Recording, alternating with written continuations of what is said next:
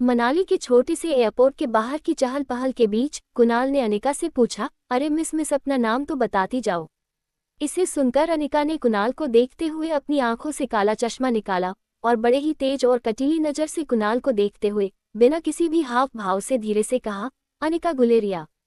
कुणाल ये सुनकर दंग रह गया। वो कंफ्यूजन में खड़ा सोच रहा था कि इस खूबसूरत लड़की ने अपना नाम अनिका क्यों बताया होगा।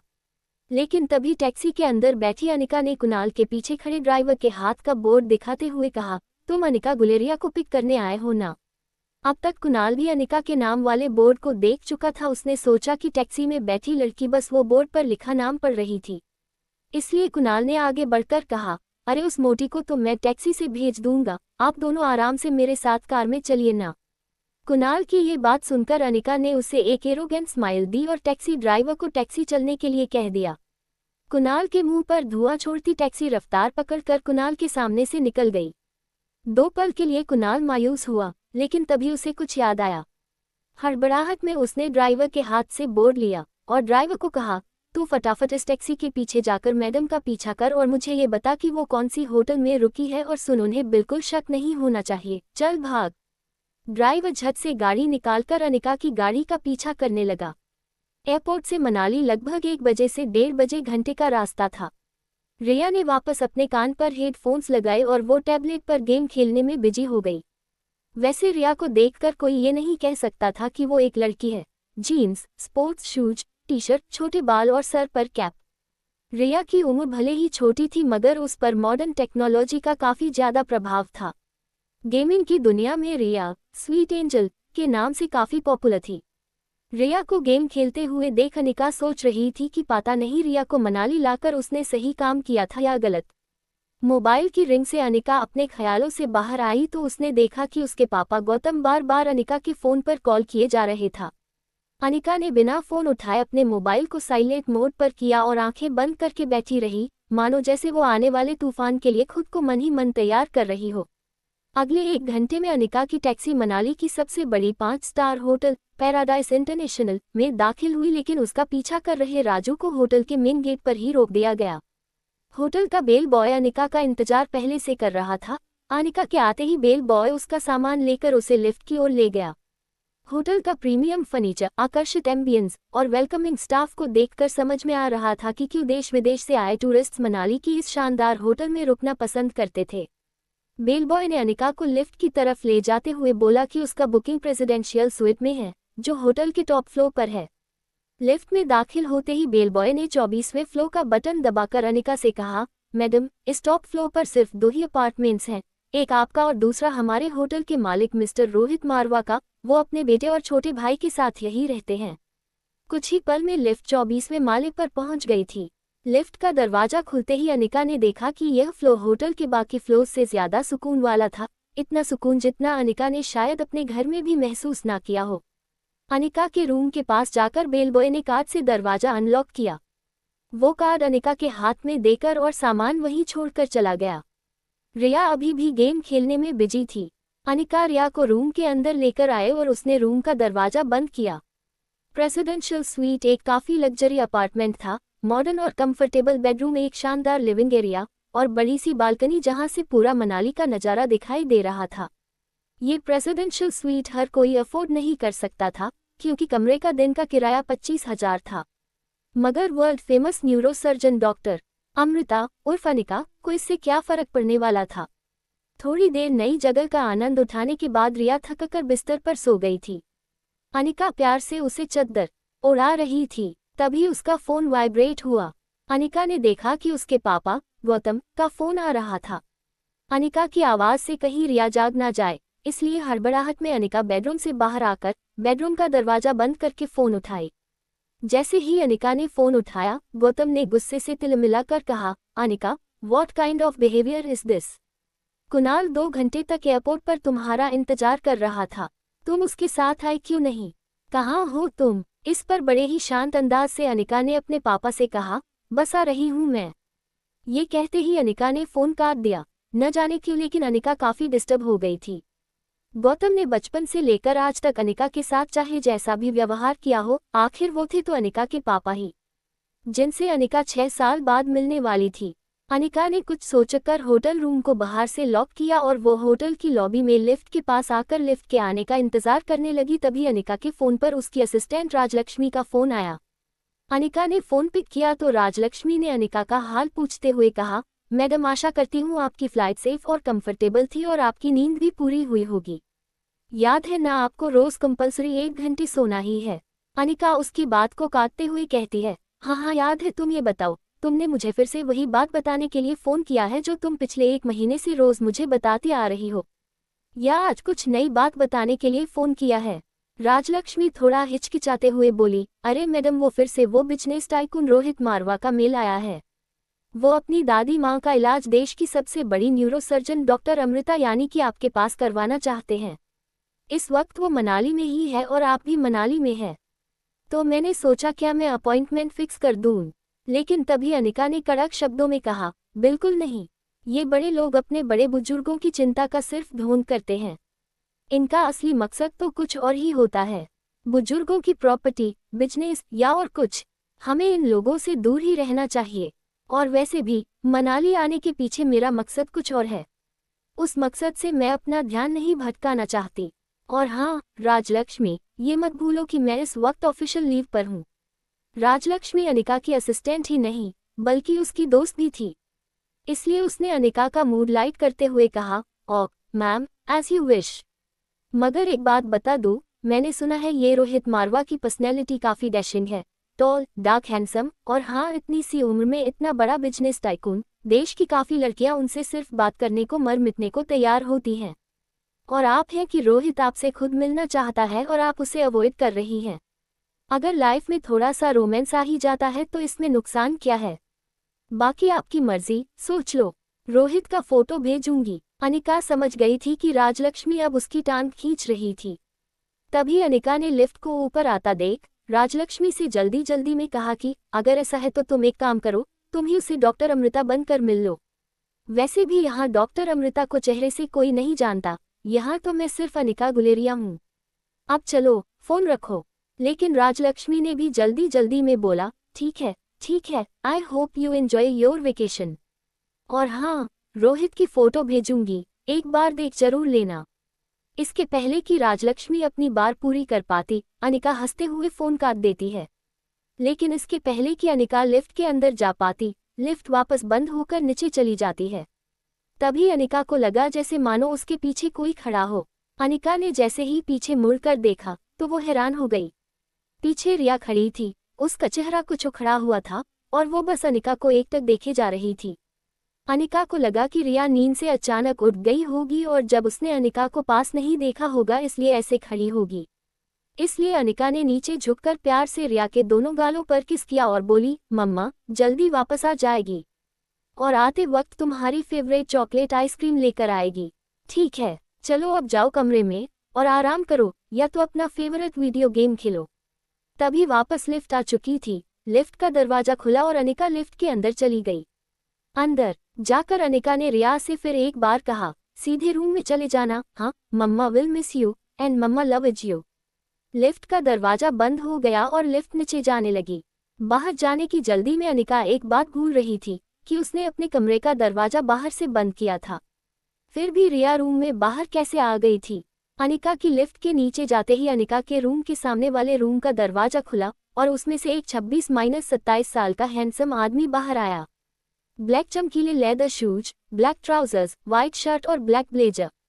किसी रियासत के राजकुमार से बिल्कुल कम नहीं लग रहा था वो आदमी, और लगे भी क्यों नहीं, क्योंकि ये आदमी था मारवा इंडस्ट्रीज का सीईओ रोहित मारवा। रोहित अपने कमरे से निकला और लिफ्ट के पास खड़े बच्चे की तरफ बढ़ते हुए और उस बच्चे को डांटते हुए रोहित ने कहा, बेटा कितनी बार कहा है तुम्हें कि ऐसे ही बिना बताए कमरे से बाहर मत निकला करो, तुम मेरी बात सुनते क्यों नहीं?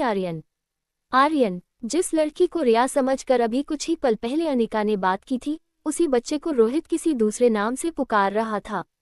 लेकिन सच बात वो यही थी कि वो बच्चा रिया नहीं बल्कि आर्यन था।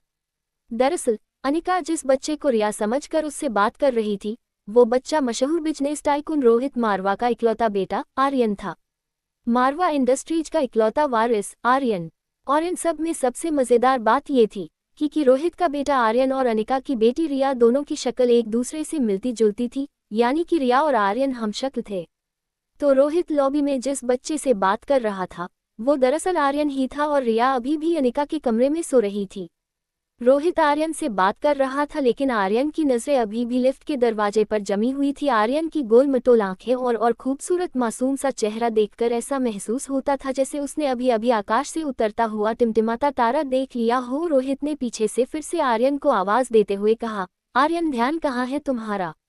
सुना नहीं बेटा, अंदर चलो। रोहित आर्यन का हाथ पकड़ के उसे लगभग खींचते हुए रूम के अंदर ले जा रहा होता है। तभी आर्यन ने झटके से अपना हाथ छुड़ाकर रोहित से कहा, मुझे चॉकलेट आइसक्रीम चाहिए। ये सुनकर रोहित थोड़ा हैरान हो गया। हमेशा गुमसुम और गुपचुप रहने वाले आर्यन का बर्ताव आज रोहित को कुछ अजीब लग रहा था। रोहित ने तुरंत कुछ सोचकर अपनी जेब से फोन निकाला और होटल के सीसीटीवी रूम में फोन करके उसके रूम के बाहर का सीसीटीवी फुटेज तुरंत मंगवाया। वो देखना चाहता था कि अभी अभी लिफ्ट के पास आर्यन के साथ क्या हुआ था। कुछ ही पल में सिक्योरिटी इंचार्ज लैपटॉप पर सीसीटीवी लेकर आया गया। फुटेज में रोहित ने जो देखा वो देखकर वो दंग हो गया। आर्यन एक ऐसा बच्चा था जो किसी अजनबी से तो दूर बल्कि रिश्तेदारों से भी ज्यादा बात नहीं करता था, न ही उसके पापा के अलावा किसी के साथ मिक्स हो पता होता था। लेकिन सीसीटीवी में आर्यन ने एक बिल्कुल अनजान औरत को अपने पास आने दिया, यहाँ तक कि उसे किस भी करने दिया। ये बात रोहित को बड़ी अजीब लगी। रोहित सोच रहा था कि ये कैसे हो गया। वही आर्यन बार बार दोहरा रहा था, चॉकलेट आइसक्रीम चाहिए, मुझे चॉकलेट आइसक्रीम चाहिए। दूसरी तरफ अनिका गुलेरिया हाउस पहुंच गई थी। गुलेरिया हाउस उसका अपना घर जो 6 साल पहले तक खंडहर जैसा था, लेकिन अनिका ने आज घर के मेन गेट में कदम रखा तो देखा कि घर का रूप रंग पूरी तरफ से बदल चुका था। गार्डन फिर से हरा भरा हो चुका था और उसी हरे भरे बगीचे के बीचों बीच रंगीन लाइटों वाला शानदार फव्वारा था। घर के मेन गेट से अंदर आते ही अनिका को महसूस हुआ कि घर के अंदर पार्टी चल रही थी। अनिका ने गार्डन में खड़े हुए देखा कि वहां यंग लड़के लड़कियां अंग्रेजी गानों पर नाचते झूमते नजर आ रहे थे। वही कहीं एक बोर्ड लगा हुआ था जिस पे लिखा था, हैप्पी बर्थडे कामिनी। कामिनी यानी अनिका की सौतेली छोटी बहन, उसी के बर्थडे की पार्टी चल रही थी। तभी गार्डन के किसी कोने से एक लड़की के गिड़गिड़ाने की आवाज आई। अनिका ने आवाज की दिशा में घूमकर देखा तो एक लड़की जमीन पर गिरी हुई थी। जैसे ही वो लड़की अपने कपड़े साफ करती हुई उठी, अनिका को याद आया कि वो लड़की अनिका की बुआ की बेटी प्रीति थी। अगले साल मिस हिमाचल बनूंगी और उसके बाद मिस इंडिया। क्या तुम अब भी कहोगी कि तुम्हारी अनिका दीदी मुझसे ज्यादा खूबसूरत है? डरी सहमी प्रीति ने दबी आवाज में कहा, हाँ अनिका दीदी बहुत सुंदर है, हाँ अनिका दीदी सबसे ज्यादा सुंदर है। कामिनी के हाथ में अनिका का पुराना फोटो था। वो अपनी सहेलियों को फोटो दिखाकर पूछ रही थी, ध्यान से देखो इस मोटी को। ये पागल प्रीति कह रही है कि ये मोटी मुझसे ज्यादा सुंदर दिखे। अब तुम लोग बताओ, जिसे ये मोटी सुंदर लगे वो तो कोई पागल ही होगी ना। जमीन पर गिरी प्रीति दबी कुचली आवाज में कहती है, अनिका दीदी सचमुच बहुत सुंदर है, बस उनका वजन थोड़ा सा ज्यादा है। लेकिन इस बात पर तो कामिनी तिलमिला उठी, यू स्टूपिड गर्ल, तुझे पता भी है कि खूबसूरती क्या होती है? मुझे देख, मेरे फेस को, मेरे बॉडी को देख, ये होती है खूबसूरती। ऊपर से मैं मेडिकल स्टूडेंट हूँ और इस साल मिस मनाली कंपटीशन भी जीत चुकी। प्रीति की बात सुनकर सब हंस पड़े। कामिनी ने बड़े ही स्टाइल और एटीट्यूड में चलते हुए सब लोगों से कहा, अच्छा एक काम करते हैं, वोटिंग कर लेते हैं। आपको वोट करना है कि इस मोटी और मुझ में ज्यादा खूबसूरत कौन है, ठीक है?